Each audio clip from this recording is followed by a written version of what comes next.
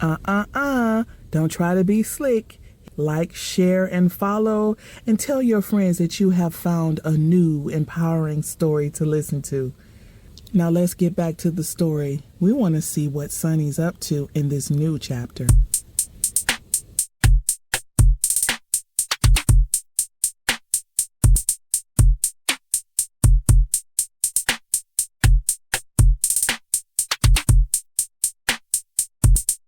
Chapter 4, Unspoken Confessions. I was looking forward to sitting down with Kamren to chat. Kamren is 2 years older than me and Keller. I always wanted to be her. She would tell me about her experiences and I would be hanging on to the edge of my seat. She always had such a great attitude, and the best thing is that Keller is scared of her. No one could put him in check like Kamren, and most of the time he'd listen and straighten up. I arrived at our meeting spot called Drinks. Simple, but to the point.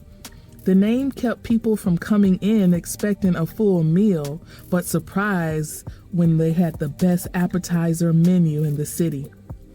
Kamren always had a great sense of style.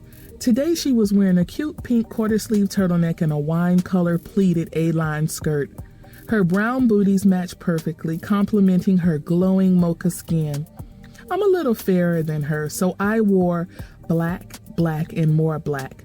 Today I threw on a plum belt for some drama.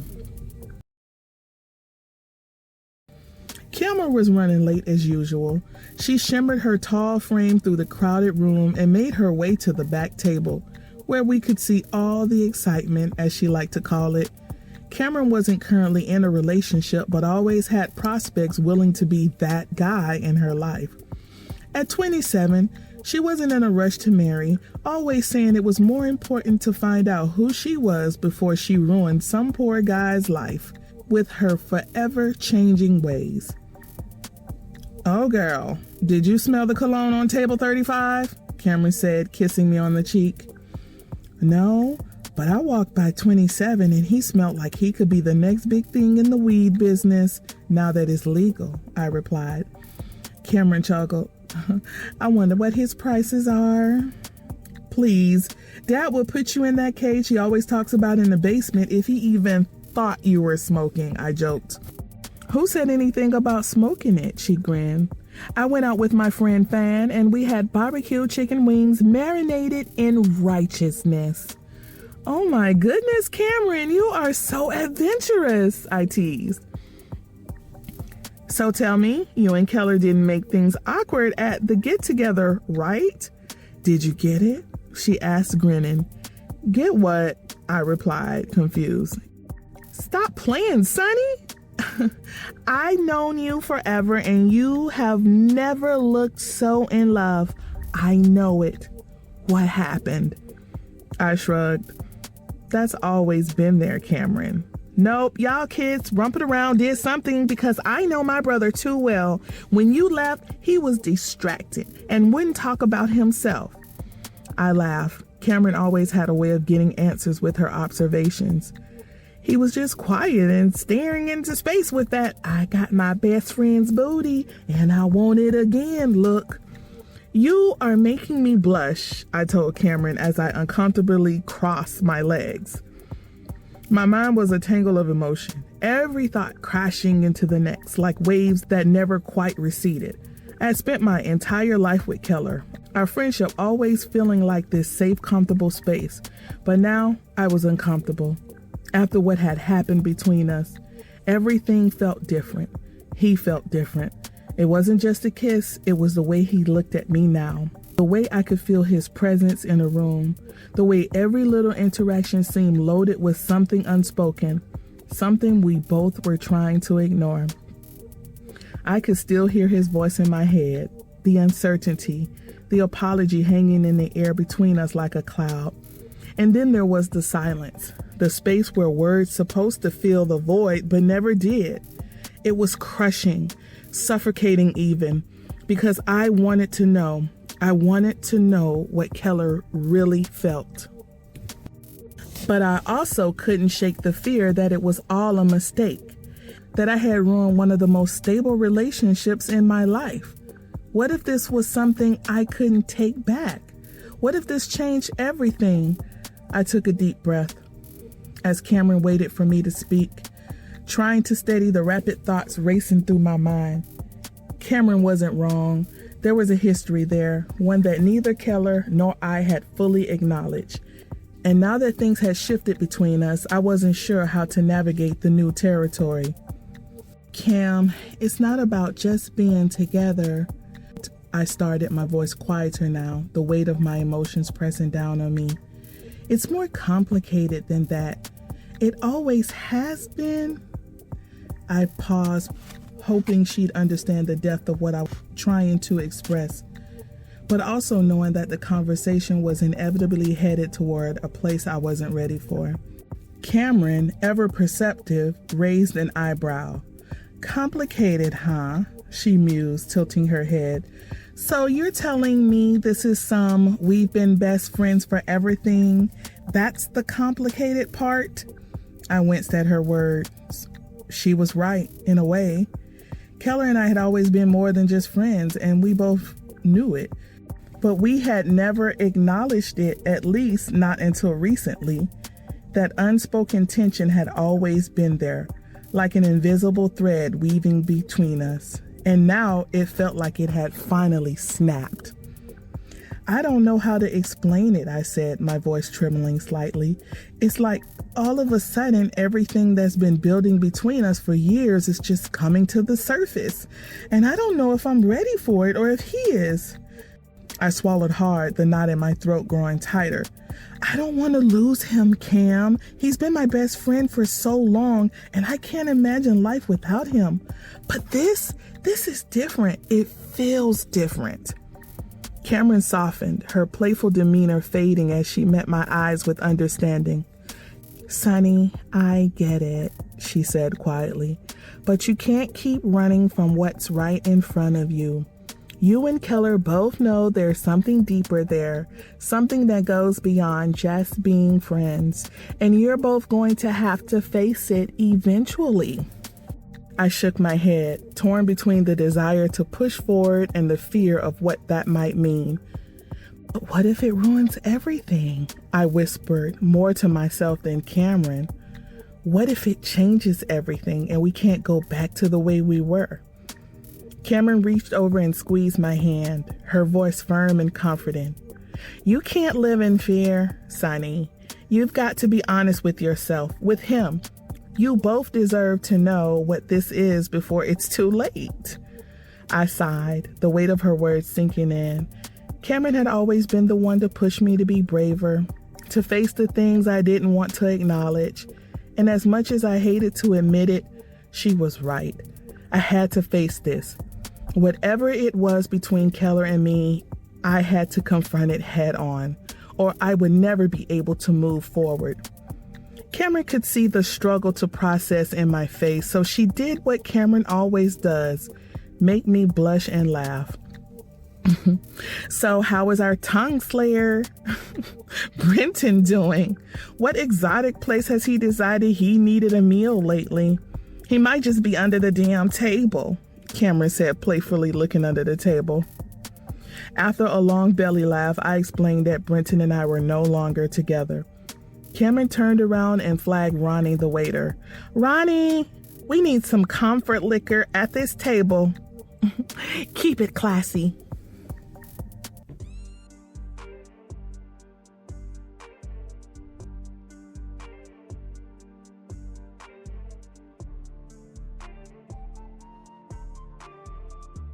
Chapter 5, Uncharted Feelings. Keller sat in his car, the engine off, but his hand still gripping the steering wheel tightly. His mind was a whirlwind of confusion, regret, and frustration. The loss in the game had stung, but that was nothing compared to the mess he had created in his own head when it came to Sonny. He had always been able to compartmentalize his life, separate his career from his personal relationships. But with Sonny, things were different. Too different. He knew he needed space to process everything, but the silence between them felt suffocating. He had convinced himself that giving her the time and distance she needed was for the best. But deep down, he couldn't shake the feeling of abandonment, not just from the game, but from the emotional distance that had somehow crept between them. Was he really attracted to her? That's crazy. Sunny was beautiful. A deep primal need that had nothing to do with love and everything to do with desperation washed over him. It was frustrating. How could something so simple, so pure get so complicated? Keller had never been the kind of guy to indulge in fleeting relationships. Contrary to what people thought, he had only been with 2 women in his life, both of whom he had learned a trick or 5 in pleasing women. They were master seducers he met while in the many places he found himself with the NFL career. It just seemed like women can smell an athlete that could be successful. It almost felt like their parents groomed them to go sniff one out. HQ was one of his favorites, slightly older than him, and she always had a way of keeping him intrigued. One minute he was alone at the meet and greet, quietly nursing his drink while chatting with a few people. Then out of nowhere, she was handing him refreshments, her hands brushing just a little longer than necessary. The next thing he knew, he was at her place, her soft laughter filling the air as he found himself whispering in her ear, a playful touch grazing her skin, their chemistry undeniable. The next thing he knew, she was on him, being possessed by rhythmic hips, the unforgettable, forgettable kind of rhythm. He had almost slipped up a few times and had to grab his condoms. He never trusted the women. The 2 he had relationships with were available for a fix, and then they would go their separate ways. While the sex was good, he still found himself wanting a connection that exceeded the orgasms. All the women that he ran into were only interested in superficial conversation and being seen by the cameras. They were all fine as wine, but their thinking hadn't aged to the point where he wanted to take a long-term sip. Everything else was a blur of PR arrangements, casual dinners, and the kind of shallow interactions that left him feeling empty inside. He was surrounded by beautiful faces, but all he could think about was how little they understood him. Women like that were easy to have around. Polished, glamorous, ready to smile for the camera, but they didn't satisfy the deeper need he had. They didn't care about his dreams beyond football, his desire to create something bigger than himself. It was all about the image, the glamour, and he was tired of it. His life had become a circus act, with him playing the role of a superstar for the crowd. But in his heart, he just wanted someone who could see past all that.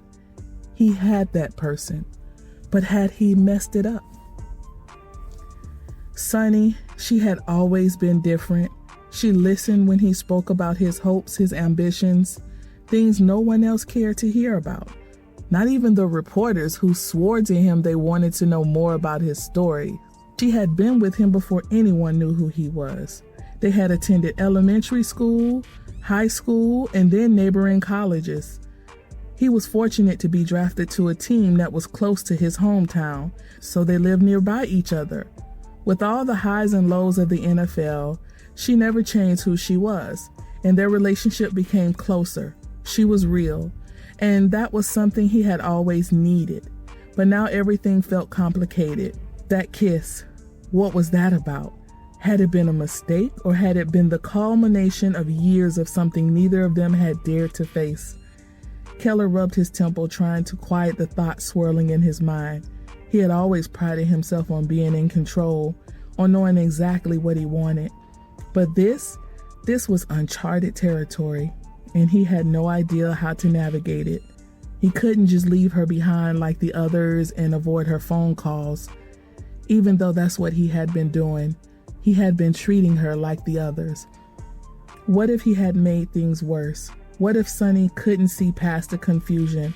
Or worse, what if he lost her altogether?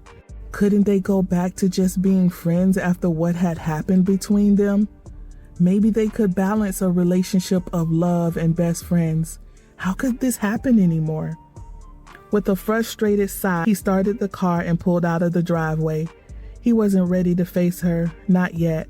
He needed time to figure this out. But deep down, a voice kept whispering that he couldn't keep running from the truth.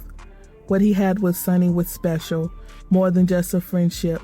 He wasn't sure where to go, but one thing was for certain, he wasn't ready to let go of it. Not yet.